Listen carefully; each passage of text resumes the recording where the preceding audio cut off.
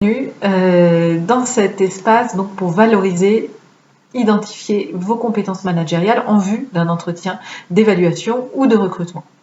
L'objectif, évidemment, c'est qu'il est des fois un petit peu difficile de parler de son management. On a des remarques parfois assez subjectives, on a peu de critères, peu de références pour parler de ce qu'on fait en management, des actions qu'on a menées et du temps aussi que ça nous prend de manager. Donc, comment valoriser ces compétences? La première chose qu'on peut faire là, c'est essayer de distinguer, même si cela est un peu artificiel, ce que je fais qui relève de mon expertise métier et ce que je fais qui relève du management. Ce qui relève de mon expertise, c'est ce qui est lié directement à ma production directe, ce qui est dans mon métier, ce pour quoi j'ai été formée dans mon domaine d'activité. C'est ma production. En général, j'ai des critères pour ça. Je les connais, ces critères. Ils sont plutôt objectifs. Je sais en parler. Ça se passe plutôt bien. Après, il y a toute cette partie management. Comment je vais la distinguer? Je pense que l'important, c'est de comprendre que ce que vous faites en management, c'est de mobiliser les ressources de vos collaborateurs pour les mener à un objectif.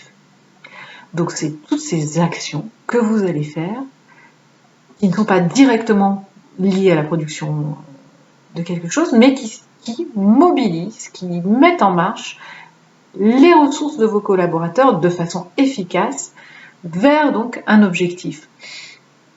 C'est ce que vous pouvez identifier comme compétences spécifiques au management, et donc c'est ces compétences aussi que vous allez développer et qui vont être finalement transférables à d'autres métiers et qu'on retrouve liées à tous les domaines d'activité, les mêmes problématiques et les mêmes compétences spécifiques développées du manager. Voilà, première chose, essayez de faire cette distinction, même si elle n'est pas toujours facile. Deuxième chose, essayez de faire un petit peu un inventaire selon les différents axes des actions qu'on attend d'un manager. Alors on peut voir un premier axe, ce sera celui qu'on peut appeler du cadre. Qu'est-ce que c'est? Mettre du cadre pour un manager, mettre du cadre, c'est organiser le travail. Évidemment, vous menez beaucoup d'actions pour organiser efficacement le travail, pour que des actions, des travaux individuels prennent corps et prennent une valeur ajoutée importante dans un travail collectif. Qu'est-ce que vous faites pour ça?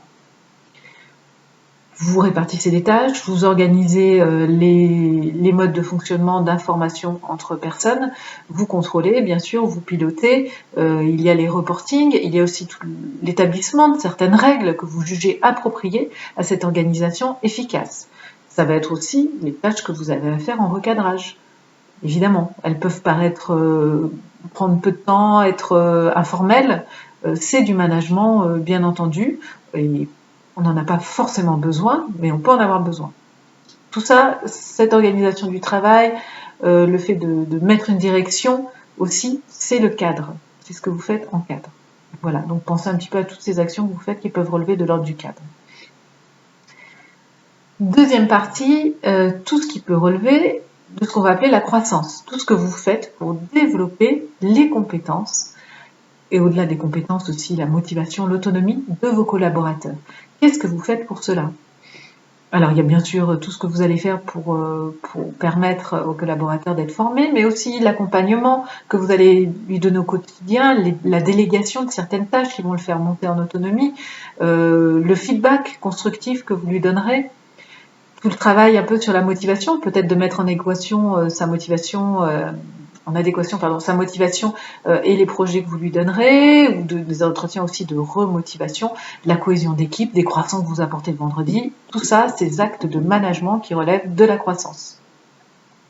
Donc pareil, essayez d'en faire une petite liste et de les formuler aussi un petit peu de façon avec un vocabulaire de compétences managériales. Voilà. Ensuite, il nous reste deux axes plus sur la personne même du manager, puisque c'est ça qui complique souvent un peu en management, et pourquoi on a trop tendance à le lier à la personnalité. Et quand on le lie trop à la personnalité, au fait, on peut plus vraiment progresser, et puis quand ça devient du reproche, c'est très dur pour le manager. Donc, je pense qu'il faut le garder en outil, même si l'outil peut être à un moment donné la personne du manager, selon deux axes, pas sa personne entière, mais deux axes. sa posture et sa communication. Alors, la posture du manager, oui, c'est un bon outil. Avoir la bonne posture managériale, c'est un très bon outil pour cette mobilisation de ressources efficaces que l'on cherche. C'est un bon outil. Qu'est-ce qui fait qu'on a la bonne posture? Déjà, c'est de bien avoir compris l'utilité de la fonction, de se sentir légitime, d'être, donc vous trouverez différents modèles de communication, de ne pas être en tout cas dans un mode de supériorité, qui fait que je suis manager parce que je suis mieux, je suis plus fort, etc. Non, je suis manager, je fais un travail différent, qui est donc de mettre en marche plusieurs parties vers un tout collectif. C'est un travail, c'est des compétences spécifiques, c'est utile à tous, c'est une légitimité, et je dois avoir cette posture qui me permet aussi, quand je l'ai trouvée, de légitimité, d'utilité, de pouvoir décider, de pouvoir imposer, parce que je pense que c'est bien pour vous tous, que ma décision est importante, voilà, mais qui peut aussi me permettre d'analyser ma pratique il y a aussi tout ce qui est de l'ordre de gestion du stress, des priorités, tout ça, qui font partie de la posture. Si vous avez mené des actions spécifiques sur ces domaines, ou si vous pouvez mettre en avant certaines choses, vous pouvez le faire dans ce cadre donc de la posture adaptée au management. Dernier axe, la communication. Alors oui, la communication est évidemment un très bon outil pour le manager.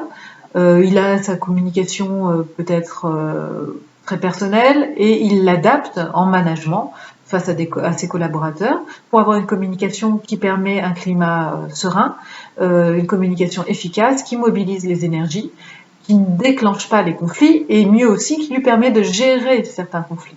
C'est important et ça fait partie des compétences à valoriser si vous êtes capable de faire ça, bien sûr. Et sinon aussi, ce sont des compétences à identifier comme des axes de progression, bien entendu. Ça peut être tout à fait intéressant aussi de les mettre en objectif. Donc voilà, on a ces quatre axes.